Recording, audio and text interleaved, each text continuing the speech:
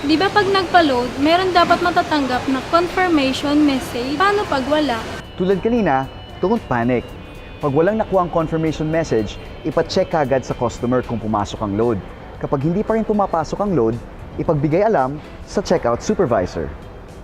Maaaring tawagan ng checkout supervisor ang Globe hotline upang mapadalhan ng email ang Globe ukol sa naturang transaksyon. Kailangan lang palaging ready ang mga sumusunod na impormasyon para sa incident report. Una, cellphone number.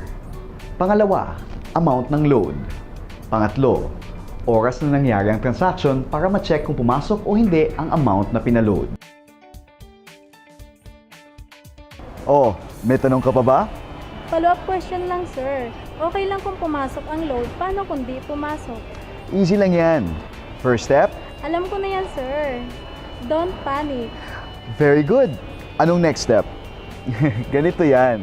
Importante na may process kaagad ang post-void sa cash register o POS sa araw na nangyari ang transaksyon.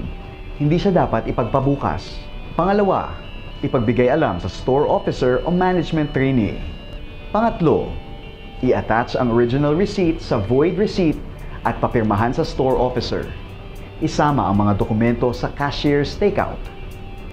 Pangapat, ulitin ang pagpasok ng transaction sa POS.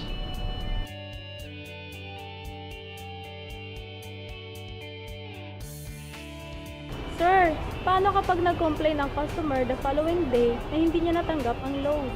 Ganito naman yan. Una, iti-check ng checkout supervisor sa Globe hotline kung na-load sa customer. Kung hindi na-load sa customer, dalawa ang pwedeng gawin. Pwedeng isauli at palitan ng ibang items o return replace. May dalawang paraan para i-replace ang load. Una, sa pamamagitan ng load din. Pangalawa, sa pamamagitan ng iba pang items na available sa loob ng store. Kung papalitan ng load, una, gamitin ang 6-digit SKU. Pangalawa, mag-tender ng MCI o Merchandise Credit Issue. Kung papalitan ng iba pang items, una, i-scan ang items. Pangalawa, mag-tender ng MCR o Merchandise Credit Redeem. Tandaan na ang anumang sobra sa amount ng MCI ay dapat bayaran ng customer. Okay na? May question ka pa ba? Sa ngayon, sir, wala na akong maisip na question. Kung sakali, saan ako tatawag at sino ang hahanapin ko? Para sa iba pang mga katanungan, maaaring hanapin si Ms. Vida Gubot. Kapag wala pang immediate response, maaaring i-address ang email sa AP Team o tumawag sa numerong 521-9669. Ang AP Team ay binubuo nina Ivy Hayagan, Vida Gubot at Kinesa Valdez. Heto ang mga importanteng numerong dapat ninyong malaman para sa anumang katanungan para sa Globe. Ang Globe Hotline. For pure gold related concerns, Ivy Hayagan, 0917-869-2570. At ang Aling Puring Head Office, 521-9669. Tulad ng ibang mga groceries na pwedeng i-order na lang ng mga Pure Gold members sa mga APAR o Aling Puring Area Representative, pwede ring may order ang commercial at personal loads. Tandaan lamang ang general policy tungkol dito. Una, ang mga Aling Puring Account Representatives o APARs ay hindi maaaring tumanggap ng kabayaran para sa mga grocery items o load na ino-order o bibilhin. Pangalawa, ang roving checkout supervisors lamang ang tanging inootorisahan o pinapayagang tumanggap ng payment mula sa mga sari-sari stores. Pangatlo, sinisiguro naman ng store officer na lahat ng Globe load transactions mula sa CSI ay may corresponding payment sa araw mismo ng transaksyon. Pag na-deliver na ang mga groceries at loads sa mga umorder na Pure Gold members, kailangang gawin ang mga sumusunod.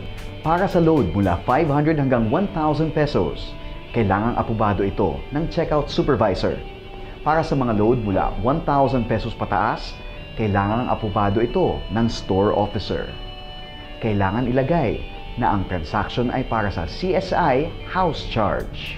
Ang CSI at Globe order sheet ay dapat matira sa checkout supervisor, samantalang ang resibo galing sa POS ay dapat mapunta sa store officer. Pagbalik ng checkout supervisor mula sa pagkolekta ng bayad sa mga sari-sari stores, ito naman ang mga dapat mangyari.